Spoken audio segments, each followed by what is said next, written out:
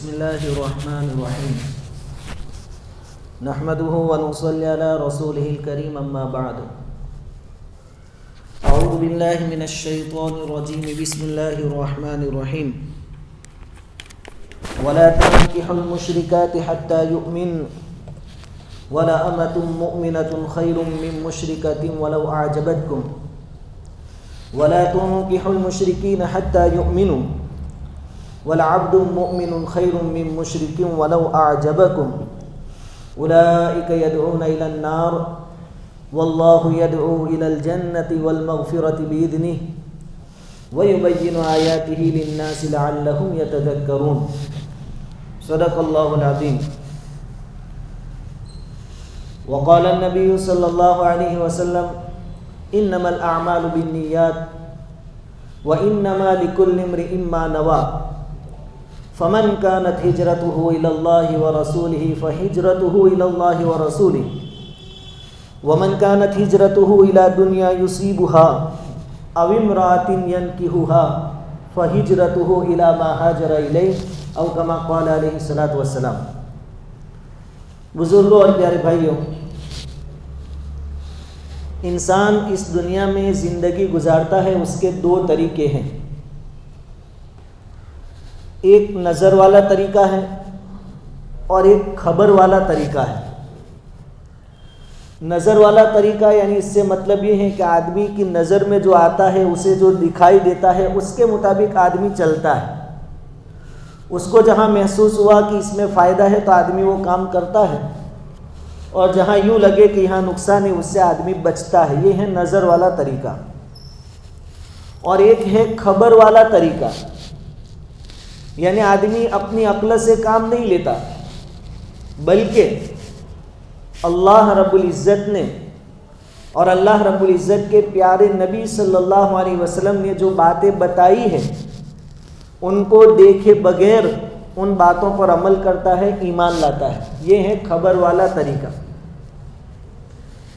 دو طریقوں میں کامیابی خبر والے طریقے پر ہے کہ انسان اپنی زندگی نبی کریم صلی اللہ علیہ وسلم کے بتلائے ہوئے راستے پر چل کر گزارے، اللہ رب العزت کے جو احکام ہیں اس کو مان کر گزارے، اللہ تعالیٰ نے جن چیزوں سے منع کیا ہے اس سے بچ کر زندگی گزارے.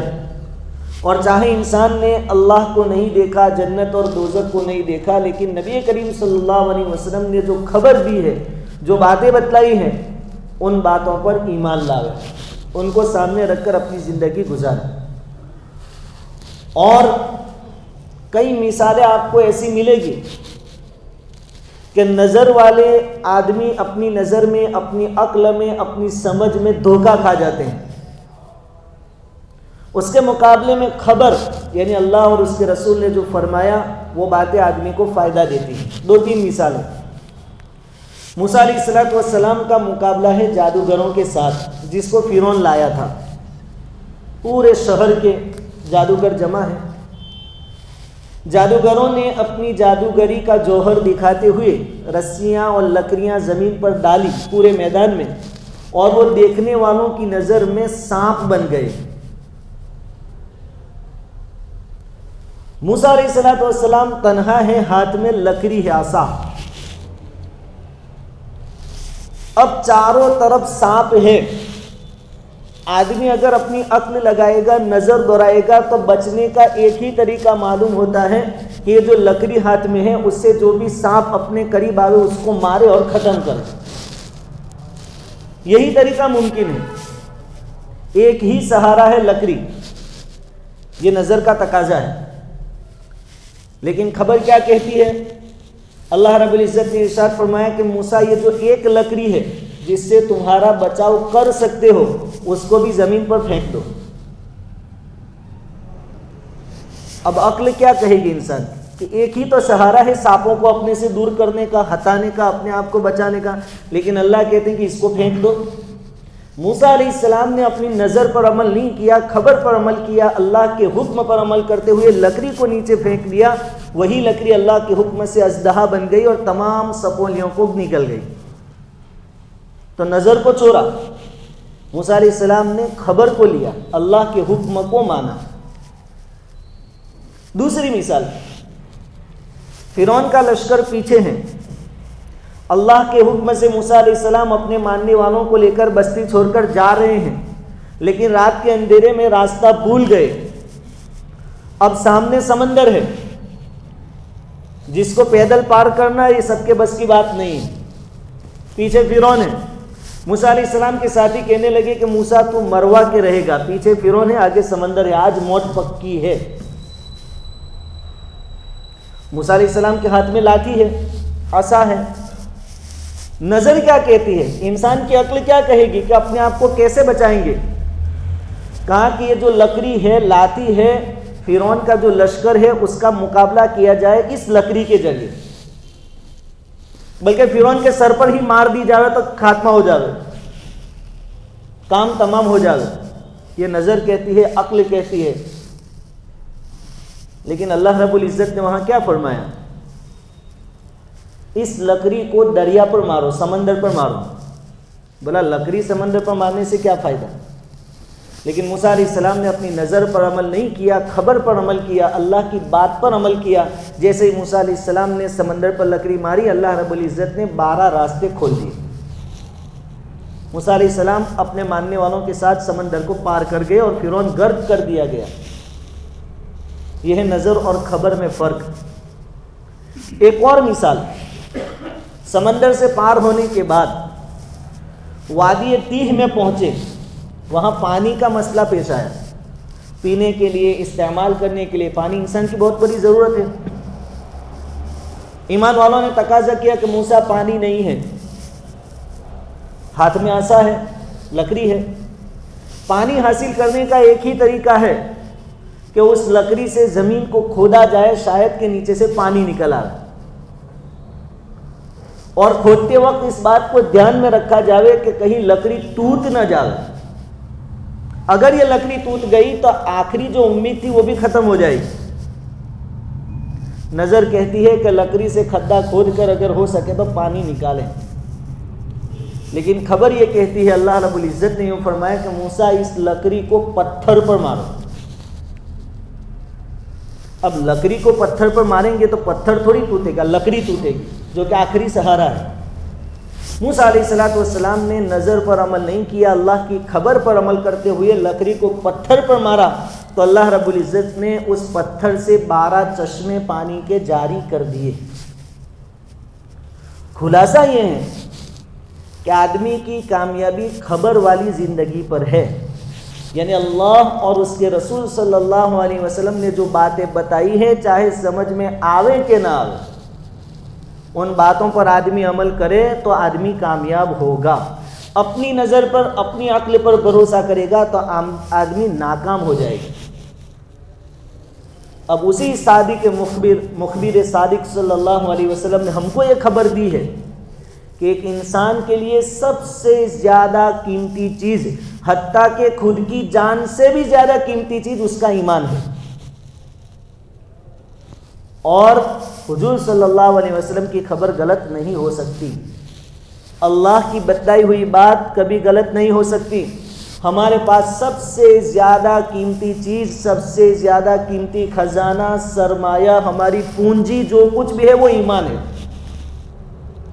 یہ ایمان اتنا قیمتی ہے کہ کل قیامت کے دن آدمی 99 دفتر گناہوں کے لے کر جائے گا، اعمال کا وزن ہوگا، گناہوں کا پلڑا اس کا جھک جائے گا، آدمی کو یقین ہو جائے گا کہ آج میری ہلاکت پکی ہے، اب میں جہنم میں ڈال دیا جاؤں گا۔ تب فرشتہ کہے گا کہ ایک نیکی اس کی باقی ہے، ٹھہر جاؤ۔ فرشتہ ایک پرچی نکالے گا اور وہ پرچی نیکی کے پلڑے میں رکھے گا۔ یہ آدمی کہے گا کہ اتنے بھاری دفتر گناہوں کے، اس کے سامنے ایک پرچی سے کیا فائدہ ہوگا؟ لیکن جیسے ہی وہ پرچی نیکیوں کے پلڑے میں رکھی جائے گی، وہ پرچی نیکیوں کے پلڑے کو وزنی کر دے گی، نیکیوں کا پلڑا جھک جائے گا۔ اس پرچی میں کیا ہوگا؟ وہی جو آدمی نے دنیا میں لا الہ الا اللہ محمد رسول اللہ پڑھا تھا وہ ہوگا۔ اتنا قیمتی ایمان ہے۔ اگر اس کی قدر و قیمت ہم نے نہیں جانی تو بہت ممکن ہے اللہ ہم سب کی حفاظت فرماوے، پوری امت کی حفاظت فرماوے، اس خزانے سے، اس سرمایے سے، اس پونجی سے ہم محروم ہو جائیں گے۔ جیسے ڈاکو لوگ ڈاکہ ڈالتے پتہ نہیں چلتا، ایسے ہی ایک خزانہ لٹ جائے گا لیکن ہمیں احساس بھی نہیں ہوگا. ہم بہت مالدار ہیں, ہمارے پاس سب سے زیادہ قیمتی خزانہ ایمان. اگر اس کی قدر و قیمت ہم نے نہیں جانی تو ہاتھ سے جائے گا. شیخ سعدی رحمۃ اللہ علیہ کا جو واقعہ میں نے آپ سے آگے بھی عرض کیا تھا, شیخ سعدی رحمۃ اللہ علیہ فرماتے ہیں کہ میں چھوٹا تھا, میری ماں نے سونے کی ایک انگوٹھی مجھے بنا دی تھی, سونے کی, وہ پہنی ہوئی تھی. ایک مرتبہ ایک ٹھگ راستے میں مل گیا, دیکھا کہ اس کے پاس سونے کی انگوٹھی ہے. اس ٹھگ کے پاس گڑ تھا, گڑ کی دلی, گڑ کا ٹکڑا. اس نے کہا کہ بچے ادھر آئیے, کیا ہے؟ کہا کہ انگوٹھی ہے, میری ماں نے دی ہے. شیخ سعدی تو چھوٹے تھے, نہ سمجھ تھے. کہا کہ اس کا کیا فائدہ, تم اس کو چکھ کے دیکھو. شیخ سعدی رحمۃ اللہ علیہ نے چکھا تو کوئی مزہ نہیں آیا. پھر وہ جو ٹھگ تھا اس نے گڑ کی دلی دی, کہا کہ اس کو چکھو, وہ میٹھا لگا. تو اس ٹھگ نے کہا کہ جس میں کوئی مزہ نہیں وہ چیز نکال کے مجھے دے دو اور یہ میٹھی چیز آپ لے لو. شیخ سعدی نے انگوٹھی نکال کر اس کو دے دی اور گڑ کی دلی خود رکھ لی, کیونکہ ان کو پتہ ہی نہیں تھا کہ میرے ہاتھ میں سونے کی انگوٹھی اور کتنی قیمتی ہے, اس کی قدر و قیمت کیا ہے, قدر و قیمت معلوم نہیں تھی.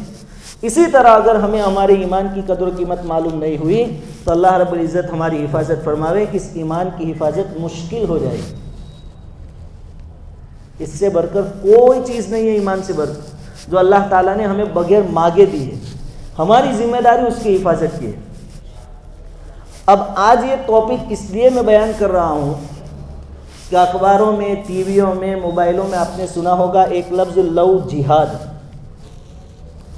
یعنی ہمارے ملک میں ایک فضا, ایک ماحول ایسا تیار کیا جا رہا ہے کہ گویا مسلمان نوجوان غیر مسلم نوجوان لڑکیوں کو بہلا کر پھسلا کر اپنے ساتھ شادی کر لیتے ہیں اور پھر ان کو مسلمان بنا دیتے ہیں. اس کے لیے الگ الگ جگہوں پر الگ الگ قانون بن رہے ہیں, ایک زور شور سے مانگ اٹھائی جا رہی ہے, ایک ماحول کریٹ کیا جا رہا ہے. لیکن بات ایسی نہیں ہے. پہلے زمانے میں جب چور آتے تھے جانوروں کی چوری کرنے کے لیے, بھینسا, گائے, بیل وغیرہ چوری کرنے کے لیے, تو وہ ایک ترتیب یہ اختیار کرتے تھے کہ ایک گھنٹی لاتے تھے ساتھ میں, جو گائے بھینس وغیرہ کی گلے میں باندھی جاتی ہے, ایسی گھنٹی لے کر آتے تھے. پھر کیا کرتے تھے کہ دو چور وہ گھنٹی بجاتے بجاتے ادھر بھاگتے, تو بستی والے سمجھتے کہ چور جانور لے کر ادھر بھاگ رہے ہیں, تو پوری بستی ادھر بھاگتی اور یہاں جو چھپے چور تھی وہ جانور لے کر چلے جاتے. یعنی لوگوں کا دھیان ادھر بھٹکا دیتے اور یہ اپنا کام کر لیتے. یہ لو جہاد کا مدعا جو ہے, مسئلہ جو ہے, وہ ایسا نہیں ہے کہ مسلمان نوجوان غیر مسلم لڑکیوں کو لا رہے ہیں اور ان کو مسلمان بنا رہے ہیں. یہ مسئلہ نہیں ہے. مسئلہ یہ ہے کہ ہماری بہت ساری مسلمان لڑکیوں کو, اور ان میں خاص کر کے پڑھی لکھی لڑکیوں کو جو کچھ کام کی ہے, ڈاکٹر بن رہی ہے, انجینئر بن رہی ہے یا بن چکی ہے, جو آگے چل کر اپنے سماج اور معاشرے کی بڑی خدمت کر سکتی ہے, ایسی لڑکیوں کو یہ لوگ لے جا رہے ہیں. اس کو چھپانے کے لیے گھنٹی الٹی دشا میں بجا رہے ہیں. اس کے لیے ہمیں چوکنا ہونا ہے. سب سے پہلے دیکھو, اسلام ہمیشہ انصاف کی بات کرتا ہے. اسلام اس کے بارے میں کیا کہتا ہے کہ ایک مسلمان غیر مسلم سے شادی کر کے اس کو اپنے مذہب میں داخل کرے. اسلام کیا کہتا ہے وہ پہلے سنیں. سب سے پہلے قرآن کیا کہتا ہے, جیسے میں نے آپ کے سامنے قرآن کی آیت پڑھی سورہ بقرہ کی, وَلَا تَنْكِحُوا الْمُشْرِكَاتِ حَتَّى يُؤْمِنَّ. اے مومنو, ایمان والو, کسی مشرک عورت سے کبھی شادی مت کرنا. قرآن کہہ رہا ہے. شریعت کی تعلیم نہیں ہے کہ تم ان کو لاؤ اور پھر دھوکے سے مسلمان بنا دو اور اسلام میں بڑھاوا کرو مسلمانوں میں. بالکل جھوٹی بات ہے, شریعت نہیں کہتی. قرآن ڈنکے کی چوٹ کہتا ہے, وَلَا تَنْكِحُوا الْمُشْرِكَاتِ حَتَّى يُؤْمِنَّ. اے مسلمان مردو, اے مومن مردو, کسی مشرک عورت سے شادی مت کرنا جب تک کہ وہ مومن نہ ہو جائے. مسلمان ہو جاوے, مومن ہو جاوے, اس کے بعد کرو. وَلَوْ أَعْجَبَتْكُمْ, چاہے اس کا حسن, اس کی خوبصورتی, اس کا حسب نسب, اس کی مالداری تم کو اچھی لگے, لیکن یہ دندے تم مت کرنا. اور آگے کیا فرمایا؟ وَلَا أَمَةٌ مُؤْمِنَةٌ خَيْرٌ مِّن مُشْرِكَةٍ وَلَوْ أَعْجَبَتْكُمْ، کہ پہلے زمانے میں تو بادیوں کا رواج تھا، بادیاں ہوتی تھیں، اور غلام اور بادی ہونا ایک عیب سمجھا جاتا تھا، ایک دبا سمجھا جاتا تھا، آدمی اس سے شرم محسوس کرتا تھا۔ اس وقت قرآن یہ کہہ رہا ہے کہ ایک باندی کے ساتھ تم نکاح کرو، یہ تمام مشرک عورتوں سے بہتر ہے، چاہے وہ مشرک عورتیں کتنی خوبصورت ہو، مالدار ہو، اونچے خاندان کی ہو، لیکن اللہ کے نزدیک اور شریعت کے نزدیک سب سے بہتر وہ باندی ہے جو مومن ہے، اس کے پاس ایمان ہے۔ اور صرف مردوں کو نہیں کہا، عورتوں کے بارے میں بھی کہا وَلَا تُنْكِحُوا الْمُشْرِكَاتِ حَتَّى يُؤْمِنْ وَلَا تُنْكِحُوا الْمُشْرِكِينَ حَتَّى يُؤْمِنُوا، اے مسلمان مردوں، اپنی عورتوں کا نکاح، اپنی عورتوں کی شادی غیر مسلموں کے ساتھ مت کرانا، حَتَّى يُؤْمِنُوا، جب تک کہ وہ مومن نہ ہو جائے، وہ ایمان لے آئے تو کوئی حرج نہیں ہے۔ وَلَوْ أَعْجَبَكُمْ، چاہے وہ غیر مسلم مرد تم کو کتنے ہی اچھے لگے، کتنے ہی مالدار ہو، کتنے ہی اچھے اخلاق والے ہو، لیکن نہیں، ان کے پاس ایمان نہیں ہے۔ آگے اس کی حکمت بیان کی کہ کیوں منع کیا جاتا ہے۔ أُولَٰئِكَ يُدْعَوْنَ إِلَى النَّارِ يَدْعُونَ إِلَى النَّارِ، یہ لوگ تم کو جہنم کی طرف دعوت دے رہے ہیں۔ اگر تم نے غیر مسلم سے شادی کر لی تو پہلے تو شریعت کی نگاہ میں یہ شادی معتبر ہی نہیں ہے، تم جتنی زندگی ساتھ میں رہو گی، ہم بستری ہوگی، یہ زنا ہوگا، اور پیدا ہونے والی اولاد حرامی ہوگی۔ شریعت تو نہ کہتی ہے، یہ دھندے ہمیں کرنے ہی نہیں ہیں، اسلام اس طریقے سے نہیں پھیلانا ہے۔ ہاں، کسی عورت کو اسلام اچھا لگے اور وہ خود پہلے مسلمان ہوتی ہے، اس کے بعد تم شادی کرو۔ واللہ یدعو الی الجنہ، دیکھو یہ لوگ تو تم کو دوزخ کی طرف لے جا رہے ہیں، اللہ تم کو جنت کی طرف دعوت دیتا ہے۔ والمغفرہ، اور اللہ مغفرت کی طرف تم کو دعوت دیتا ہے کہ باندی تو باندی، لیکن وہ مومن ہے، اس کو پہلے اس کے ساتھ نکاح کرو، نکاح کرنا ہے، لیکن مشرکہ کے ساتھ نہیں۔ غلام تو غلام، لیکن مسلمان ہے، وہی ہونا چاہیے نکاح میں۔ اگر تم آزاد مرد مومن سے تم نکاح نہیں کر سکتی تو غلام سے کرو، لیکن مشرک تو نہیں چاہیے۔ یہ اسلام کی تعلیم ہے، لیکن شور کچھ اور ہے اور کام کچھ اور ہو رہا ہے۔ اب ہماری بیداری کا وقت ہے، ہمیں جاگنے کی ضرورت ہے کہ ہمارے نوجوان مرد، ہمارے نوجوان عورتیں، ہماری نوجوان لڑکے اور ہماری نوجوان لڑکیاں اپنے ایمان سے ہاتھ دھو رہے ہیں، اور وہ بھی اسٹیپ بائی اسٹیپ۔ یہ کوئی معمولی بات نہیں ہے۔ یا ایھا الذین آمنوا قوا انفسکم واہلیکم نارا، اے ایمان والو، اپنے آپ کو اور اپنے گھر والوں کو دوزخ کی آگ سے بچاؤ، کیونکہ کل قیامت کے دن صرف ان کی پکڑ نہیں ہوگی، تمہاری بھی پوچھ ہوگی۔ الا وکلکم راعٍ وکلکم مسئول عن رعیتہ، سنو تم میں سے ہر ایک ذمہ دار ہے، اور ہر ایک سے اس کے ماتحتوں کے بارے میں پوچھا جائے گا کہ جب یہ اولاد ایسے دھندے کرتی تھی تم کیا کر رہے تھے۔ صرف وہ نہیں جائیں گے، اس لیے بیداری کا وقت ہے۔ اسلام کا نقطہ نظر یہ نہیں ہے کہ ہم کسی غیر مسلم سے شادی کریں اور اس کو پھر بہلا پھسلا کر مسلمان بناویں، یہ کام نہیں ہے ہمارا، بلکہ ایسی چیزوں سے تو شریعت نے ناراضگی کا اظہار کیا ہے۔ نبی کریم صلی اللہ علیہ وسلم کے زمانے میں جب تک مکہ فتح نہیں ہوا تھا، اس وقت تک مسلمانوں پر واجب قرار دیا گیا تھا، ضروری قرار دیا گیا تھا کہ مکہ سے مدینہ ہجرت کر کے جاوے۔ اگر تم مومن ہو تو مکہ چھوڑو اور مدینہ جاؤ، یہ ضروری تھا۔ ایسے زمانے میں ایک شخص مسلمان ہو گیا، اب ہجرت کرنا ضروری ہو گیا، لیکن وطن کی محبت ایک فطری چیز ہے، وطن سے لگاؤ ایک فطری چیز ہے۔ اس آدمی سے، اس شخص سے اپنا وطن چھوٹتا نہیں تھا، اس لیے وہ ہجرت نہیں کر رہا تھا، لیکن ایک عورت سے اس کا دل لگ گیا تھا، اور وہ عورت رہتی تھی مدینہ میں۔ اس عورت نے یہ پیشکش کی تھی کہ اگر تو میرے ساتھ نکاح کرنا چاہتا ہے تو پہلے ہجرت کر کے مدینہ آ جا۔ اس شخص نے ہجرت کی اور مدینہ پہنچ گیا۔ ہجرت کتنا بڑا عمل، اللہ کی رضامندی کا ذریعہ اور سبب۔ یہ بات جب نبی کریم صلی اللہ علیہ وسلم کو پتہ چلی تو حضور ناراض ہوئے، اور اس وقت حضور کے الفاظ تھے انما الاعمال بالنیات، اعمال پر جو اجر و ثواب ملتا ہے اس کا دار و مدار نیتوں پر ہے۔ آگے فرمایا فمن کانت ہجرتہ الی اللہ ورسولہ فہجرتہ الی اللہ ورسولہ، جس نے اللہ اور اس کے رسول کو راضی کرنے کے لیے ہجرت کی ہے تو اس کی ہجرت معتبر ہے، اس کو اجر و ثواب ملے گا۔ اور آگے ایسے لوگوں کے لیے کہا ومن کانت ہجرتہ الی دنیا، جس نے کسی دنیاوی غرض کے خاطر ہجرت کی او امراتن ینکحوہا یا کسی عورت سے نکاح کے واسطے ہجرت کی فہجرتہ الی ما ہاجر الیہ تو وہ جانے اس کا کام جانے یہ ہجرت اس کو نجات نہیں دلائے گی۔ اگر اسلام یہ چاہتا کہ دھوکہ دے کر بہلا پھسلا کر غیروں کو اسلام میں داخل کرو نکاح کے ذریعے تو یہ باتیں اسلام اور شریعت ہمیں نہ بتاتی۔ اسلام تو روکتا ہے کہ اس طریقے سے اسلام پھیلانے کی کوئی ضرورت نہیں ہے، دوسرے بہت سارے راستے ہیں اسلام پھیلانے کے۔ اس لیے میرے بھائیوں آج کا جو ماحول ہے پولیٹکس کو سمجھنے کی ضرورت ہے، چوکنا اور بیدار ہونے کی ضرورت ہے۔ کل قیامت کے دن اپنے ماتحتوں کے بارے میں پوچھا جائے گا، اس کی ضرورت ہے۔ ہماری بہت ساری نوجوان مسلمان لڑکیاں اور وہ بھی خاص کر کے پڑھی لکھی جو قابل تھی کہ اپنے سماج اور معاشرے کی خدمت کر سکے، آج غیروں کے گھروں میں زینت بنی ہوئی ہے، اور پھر تھوڑی مدت کے بعد ہوتا کیا ہے کہ ان کی عزت آبرو لوٹ لی جاتی ہے اور اس کا مذہب بھی چھین لیا جاتا ہے، ان کا نام مذہب سب کچھ چینج کر دیا جاتا ہے، بدل دیا جاتا ہے، اور بے انتہا ظلم و ستم ان کے اوپر ڈھایا جاتا ہے۔ اب یہ نوجوان نسل جن کا خون گرم ہے یہ سمجھیں گے نہیں، لیکن بڑے ان کو سمجھائیں گے۔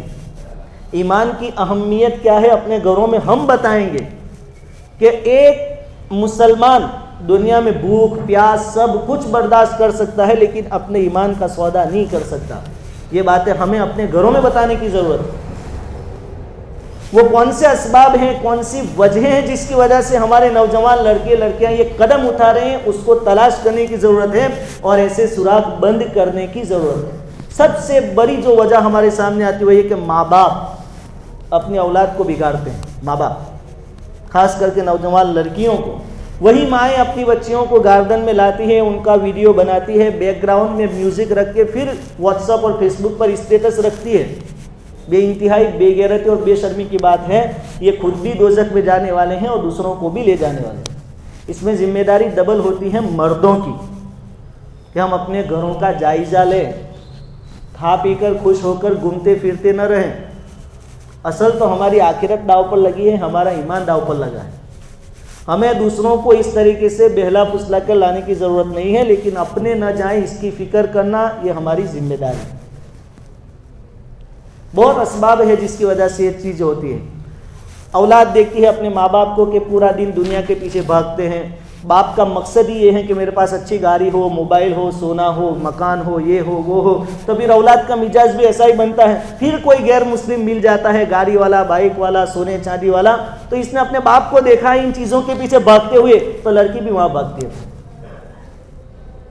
دوسرا بڑا سبب ٹی وی، اس سے بڑھ کر موبائل، پھر مخلوط تعلیم، یعنی اسکول کا جو نظام ہے جہاں لڑکے لڑکیاں ساتھ میں بڑے ہوتے ہیں، پڑھتے ہیں، رہتے ہیں، بیٹھتے اٹھتے ہیں، یہ سب اسباب ہے۔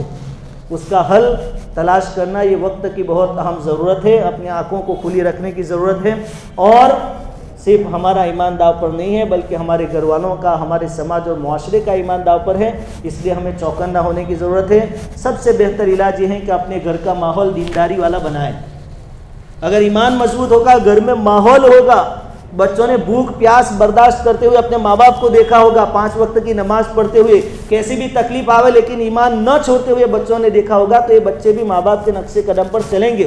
صحابہ اکرام، خود حضور صلی اللہ علیہ وسلم کے زمانے میں حضرت ام سلیم رضی اللہ تعالیٰ عنہ، یہ تو مسلمان تھی، صحابیہ تھی، ان کے شوہر کا انتقال ہو گیا، بیوہ ہو گئی۔ اس وقت ابو طلحہ رضی اللہ تعالیٰ عنہ مسلمان نہیں تھے، غیر مسلم تھے اور بہت مالدار تھے، نوابی زندگی تھی۔ انہوں نے حضرت ام سلیم کو نکاح کا پیغام بھیجا۔ اس وقت تک تو یہ آیتیں بھی نازل نہیں ہوئی تھی کہ ایک مومن غیر مسلم کے ساتھ نکاح نہیں کر سکتا، کوئی پابندی نہیں تھی اس وقت۔ اس کے باوجود جب یہ پیغام آیا تو ام سلیم رضی اللہ تعالیٰ عنہ نے کیا جواب دیا کہ ابو طلحہ، آپ ایسے آدمی ہیں کہ آپ کا وقار ہے، آپ کی عزت ہے، لوگ آپ کی تعظیم کرتے ہیں اور آپ کی بات مانی جاتی ہے، لیکن بات یہ ہے کہ میں ہوں مسلمان اور آپ مسلمان نہیں ہیں۔ اگر آپ مسلمان ہو، مومن بن جائے تو میں آپ کے نکاح میں آنے کے لیے تیار ہوں۔ یہ ایمان تھا، اس لیے یہ جواب تھا۔ آج ہماری اولاد یہ نہیں دیکھتی ہے، اس لیے میرے بھائیوں بہت فکر کی باتیں ہیں، چوکنا اور ہوشیار رہنے کی ضرورت ہے، اپنے گھروں میں دینی ماحول قائم کرنے کی ضرورت ہے، اور خاص کر کے تعلیم، عورتیں اس کا اثر لیتی ہیں، کم سے کم فضائل اعمال کی تعلیم یا کچھ دوسری کتابوں کی تعلیم، صبح شام ہو اور دینی ماحول گھر میں قائم ہو، اس کی فکر کریں۔ اللہ رب العزت ہماری ایمان کی عقائد کی حفاظت فرمائے۔